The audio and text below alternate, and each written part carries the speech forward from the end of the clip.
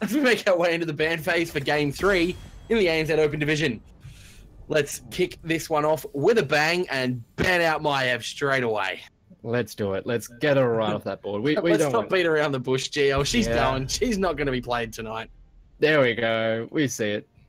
It's just no one wants to play against it. And although interestingly enough, because it's the first ban, it's giving me the idea that no team just wants to play it.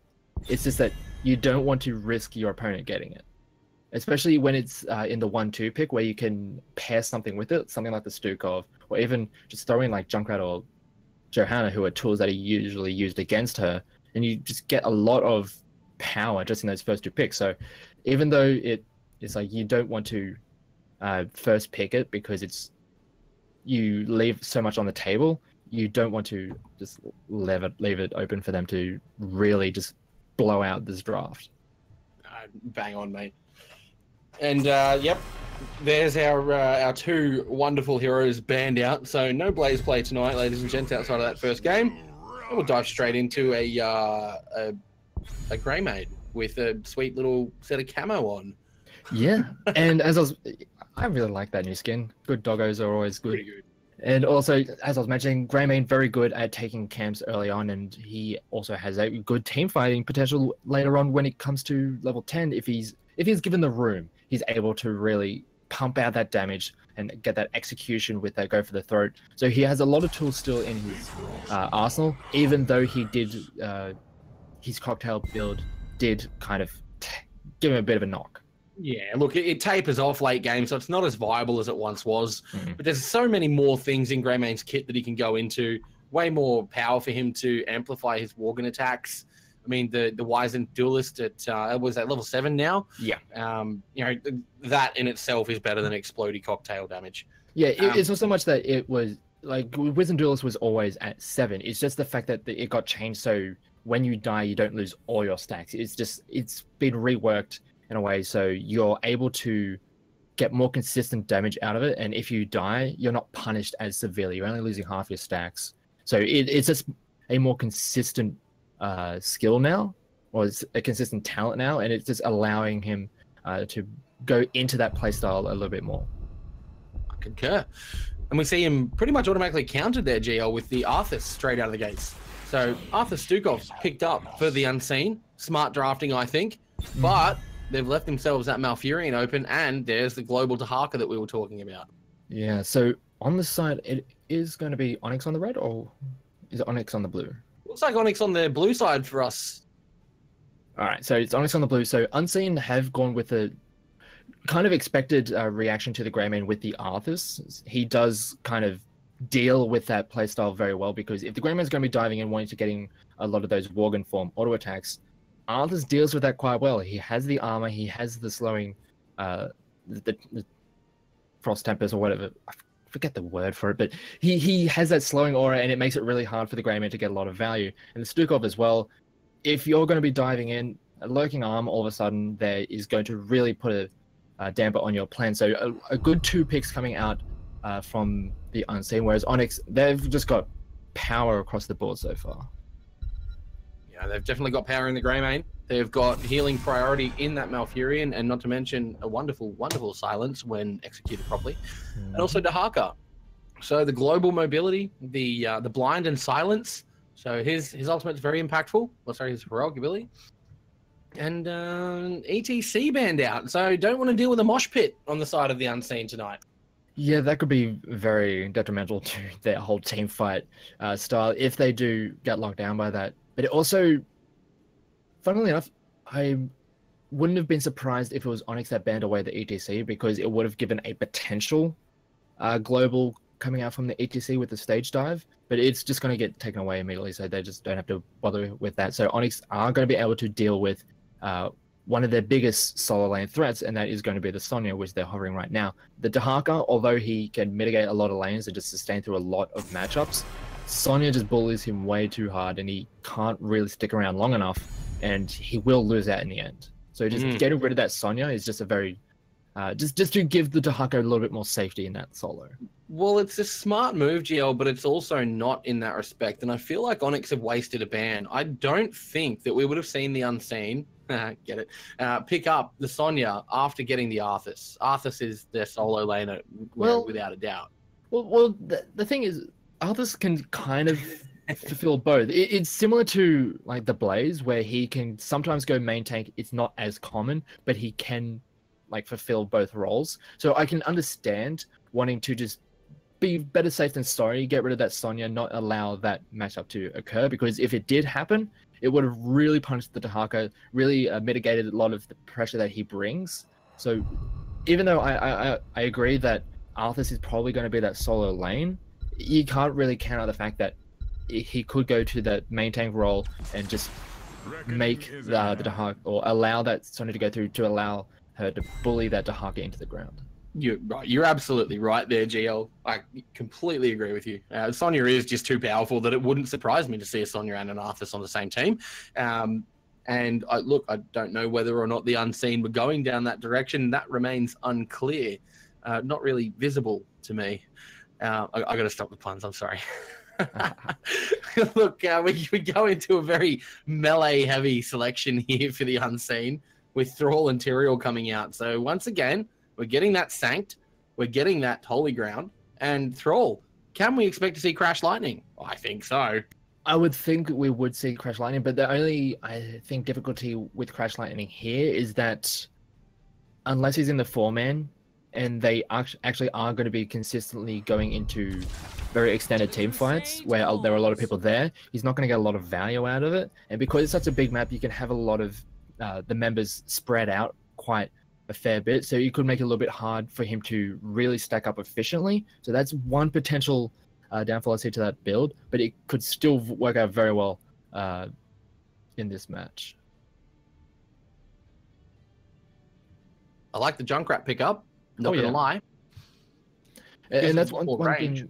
Yeah, and also about the Junkrat, it gives a lot.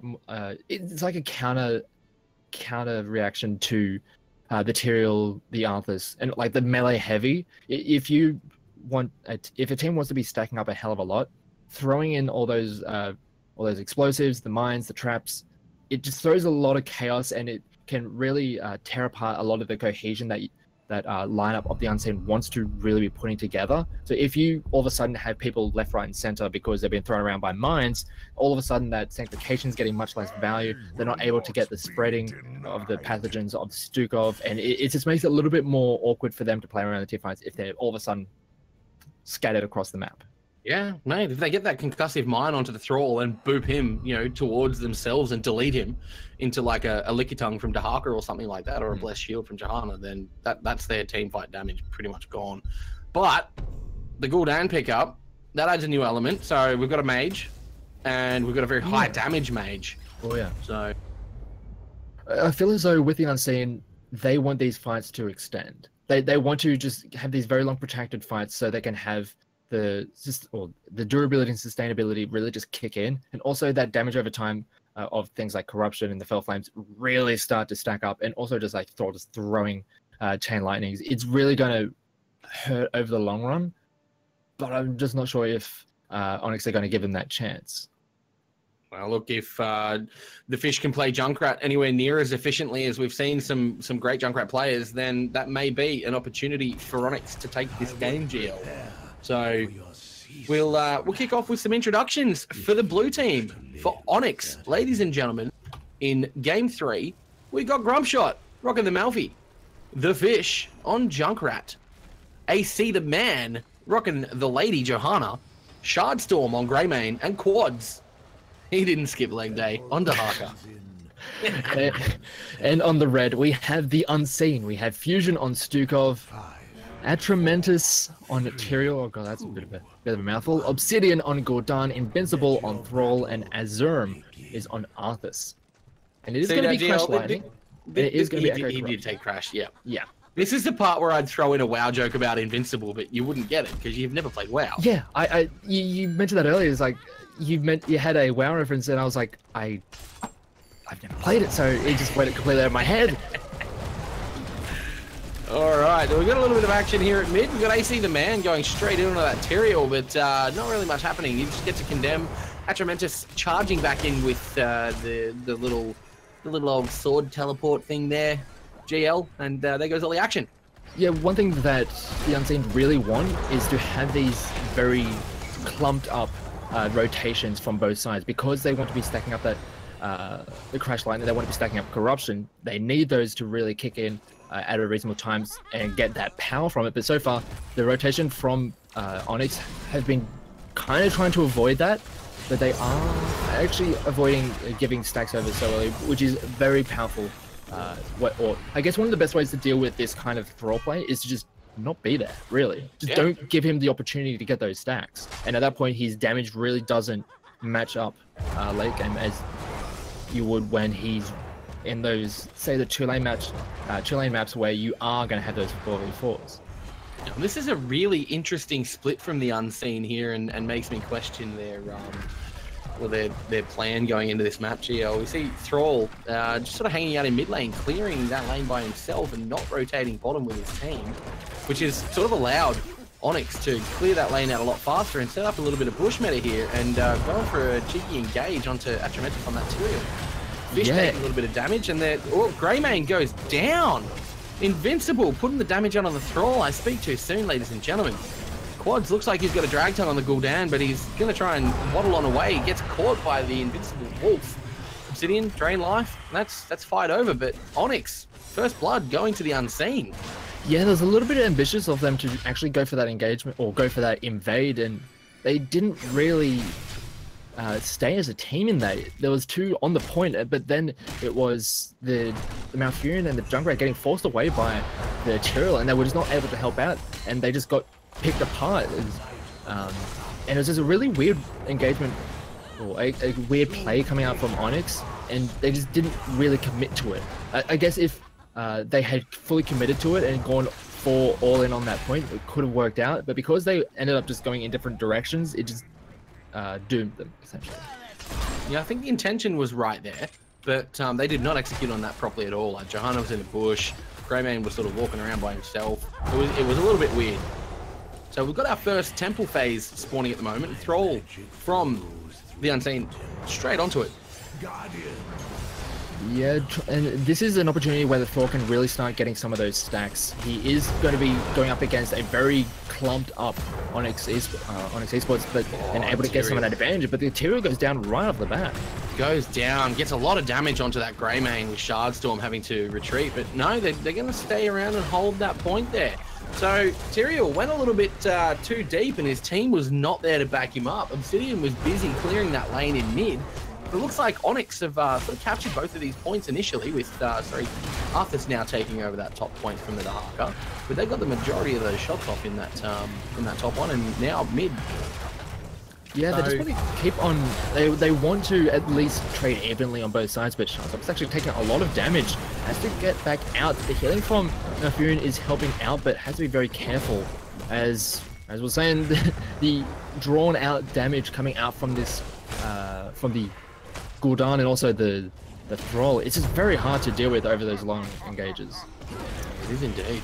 Look, some good news here coming out for the Unseen. Gul'dan's got himself most of his stacks. We see Arthas running away from Onyx as they nearly take him down. Junkrat's concussion mine was in that bush and could have really caused some damage there to the boys from the Unseen. We got, yeah, so they do just manage to force him away, and it secures the rest of the temple for Onyx, but in the end, it's not really game-changing at this point. It's just a whole bunch of trading back and forth, just a lot of posturing. Some damage to structures, but because both of them were traded rather evenly, I think it's just even on towers so far. It's just like damage. Yeah, they've both lost one tower and a gate, and mid same deal, one tower and a gate. We got a little bit of a dive there onto the Greymane, and it pays off under their own fort there, GL. Some great teleportation and Eldruins there from Atramentus. Now they're going to invade this siege camp and take it. Yeah, great kill, and that does open up that siege camp for them, and they're going to be able to utilize this to just keep on applying pressure and keep on pushing the envelope. They have had an experience advantage, and they're going to try and push that just a little bit further, trying to get to that level 10 in time for that next next temple to come up, and then they can use those very high impact heroics, things like the Horrify, Sundering, that can really. That one's a bit. Maybe if they feel as though they can make a killing blow, that could be. I want to see Syndragosa GL. That's the thing. It's open division. There's allowed to be Syndragosa, all right? I will go with the Syndragosa if they feel as though they have a killing blow, like for the match. If you don't manage to just completely just end it with that Syndragosa by just nullifying all towers and just rush through to the base, then you're just going to be missing out in a lot of teamfight power by not going Army of the Dead. But it's always a bit of fun to see the dragon come flying through. We're gonna find out in about 20 seconds here, GL. So I want to see it. We're picking up the heavy camps on the top side there for the Unseen, and they're looking like a cheeky little bit of an engage onto the Dahaka. So Invincible just misses that Spirit Wolf there, gents. That was quite unfortunate. Could have been a dead Dahaka in that case, and a very heavy top push. Looking down at the bot lane there, we've got a little bit of pressure coming on from the Unseen towards Onyx again as this second temple phase gets underway. Yeah, and heroics are up now. Unfortunately for you, we don't get that Syndragosa. It is going to be that Army of the Dead. But interestingly enough, Thrall is holding onto his heroic. Both can be rather good, depending on what they're looking for at the time. He is going to lock in that Sundering, and they're going to engage with it. Here comes the train of pain with the fear, just pushing the fish and also the Greymane back in behind the wall. So did themselves a little bit of a favor there, did Obsidian, by using that fear at the right time for Onyx. But the Unseen are holding this fort, and we're seeing a little bit of a dance happening at the moment. So we've got Malfurion set in the sights. Out comes the Twilight Dream. Tyrael's Silence cannot Eldruin's out. Oh, there comes the Sanctification, saving his life. Oh, Gul'dan does fall to the Dahaka. So we've got Arthas still trying to get his way out. Concussion line pushes him back in onto the point. That is going to be one dead Arthas. Does he live? No, he goes down. Wow, what a good little fight there, GL. Yeah, really good turnaround coming out from Onyx. It was an ambitious use of those heroics early on. Once the Sundering didn't actually get the value that they were expecting, they probably should have just held on to those heroics for the upcoming fight, because heroics were coming online for Onyx very soon. They were not able to get the advantage immediately, and at that point, by using the Horrify, not only because it just didn't really get the value, it just sent the Onyx members in the wrong direction. At that point, they are in a losing position because they don't have those very high impact heroics, and we saw it there. We just saw the engagement coming out from Onyx, and they were able to pick up those kills and the rest of that tower, and the rest of that temple, I guess. Yeah, you bang on there. When that Sundering and the Horrify whiffed, they should have pulled out and rethought about their life, but unfortunately they didn't, and they went in and they paid the price for it there, GL. Seeing a little bit of cheeky play around that boss. I thought there might have been an engage there, but it wasn't. So I'm gonna go clear out their minions. Dahaka has been sort of sitting in that top lane, getting extra value there. And Arthas was echoing that Dahaka's movements for the first 7 minutes of this game, and that's why we saw that XP lead, because he hadn't left that lane yet, and nor had Dahaka. But when he came down for that team fight down the bottom there and sort of failed it, Dahaka got that value. Yeah, we saw a really good use of that isolation, helping to secure the kill on the Arthas, because the shielding was not able to keep on coming out from that Tyrael, just help clean up that hero, and it's just allowing. And now that the advantage is in Onyx, they're just going to play very aggressive. They have tools to work with to at least secure a lot of these objectives, as we see that mine right there, and just forcing away the members of the Unseen. They don't have level 13 yet. They're a talent tier behind, so they have to be a little bit more careful with how they want to take some of these engagements until they pick up that level. Oh, we just saw some very tricky play there from the Dahaka as he brush stalked away from the Arthas as he was getting a little bit pummeled, and he came in to try and help out that that camp steal just there, but I think it was more to just get away from the Arthas and his punishment. So they did get that invade and steal those CGs out, but now they're all poised with Dahaka down in this bottom lane and the rest of the team of Onyx rotating up to the top. So very interesting rotation. Are we seeing a boss play here, GL? They've realized that all the majority of Onyx are now on the top side of the map. They've realized that they have a little window of opportunity to try and make it onto this boss, but they're just not taking it fast enough. And Onyx have made the rotation down. They don't have the Malfurion and the Greymane there just yet, but there are enough tools here on the point that they can actually manage to make a play. It's going very low. There's the Sanct, and unfortunately no Holy Ground. We get Dahaka down, and Tyrael goes boom. AC the man goes down. Wow! pentakill! Unseen takes the boss and takes Onyx down, GL. That was almost very good for Onyx, but because they were not able to secure some of those kills earlier on, and because, well, enough of those kills, and the only kill they got was on the Tyrael, all of a sudden everything blew up. Tyrael literally just blew up. That was great.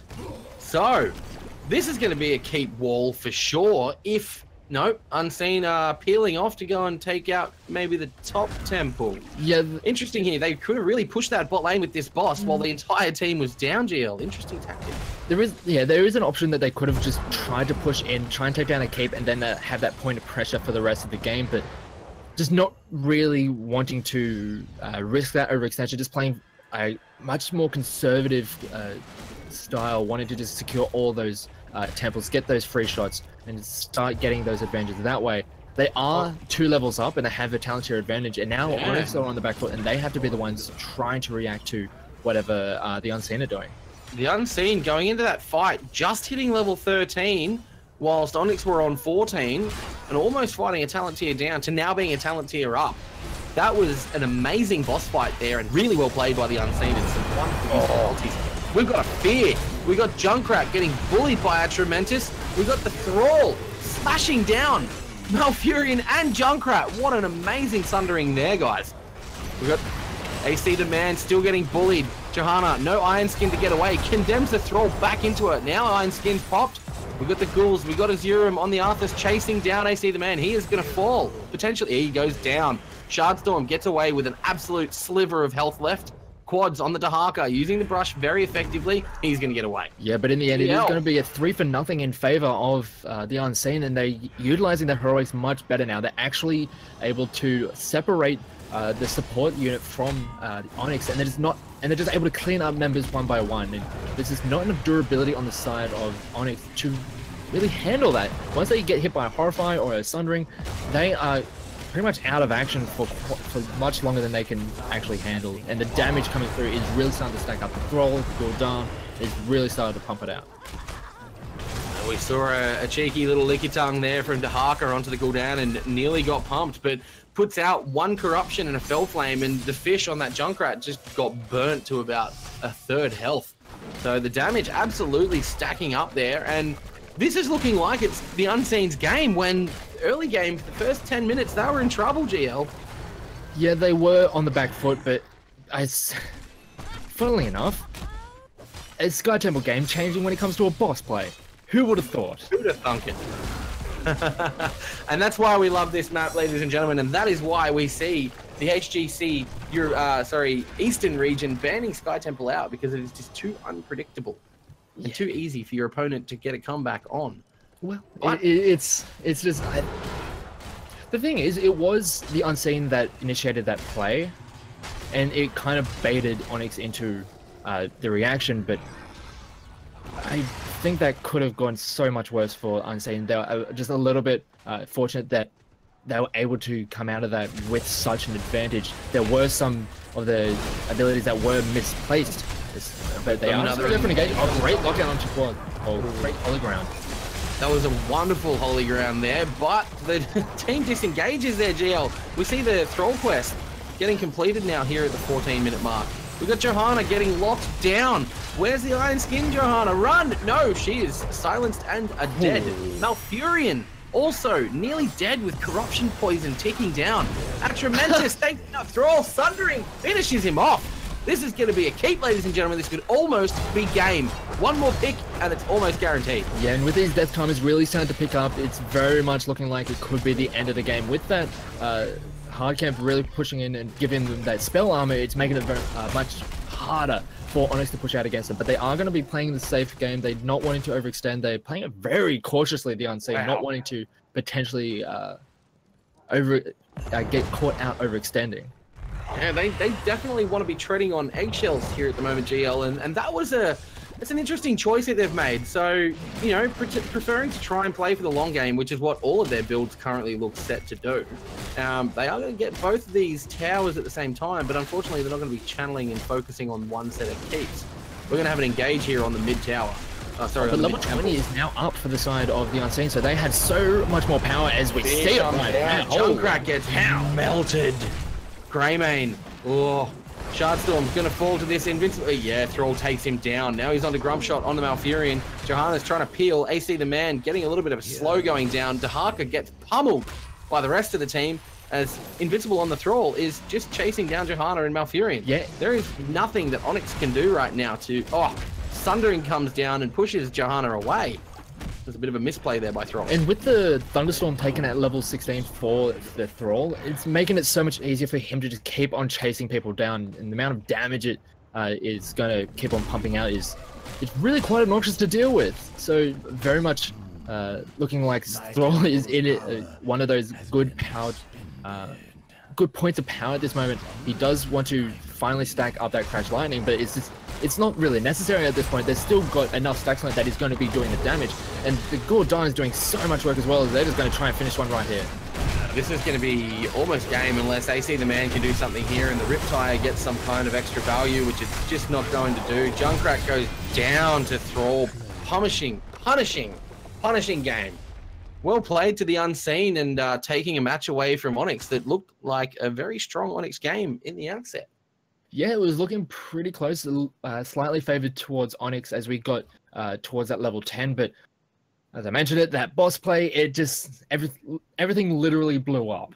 It just went from 0 to 100 in a matter of like just a few seconds. I wasn't really expecting Onyx to just not exist after a few seconds. It was just like such a short time frame. They were there and then a few seconds they weren't. Simple as that. I'm in awe of how the Unseen turned that. The boss fight at about 10 minutes, 11 minutes, and then the subsequent fight up top looked like Onyx was just sort of trickling in, a little bit tentative, a little bit unsure on what they were trying to achieve out of any of their fights. I mean, they had the draft. They had a better draft, in my opinion, but they just didn't execute on that GL. So yeah. Interesting. I think it was just about understanding the win condition of the draft. As you mentioned, playing their draft, they had very good tools to play the macro. They could drag the side of the Unseen around. They had the Dahaka. They had ways to disengage with the Junkrat, and they had tools to just not fight. Whereas the Unseen, they just wanted to fight. They wanted to have those very clumped up team fights where the Thrall with that Crash Lightning was going to get a lot of value. The Corruption got so much value as well. We look at the damage numbers of both of those heroes, was well above anyone on the side of Onyx, and Onyx played into that.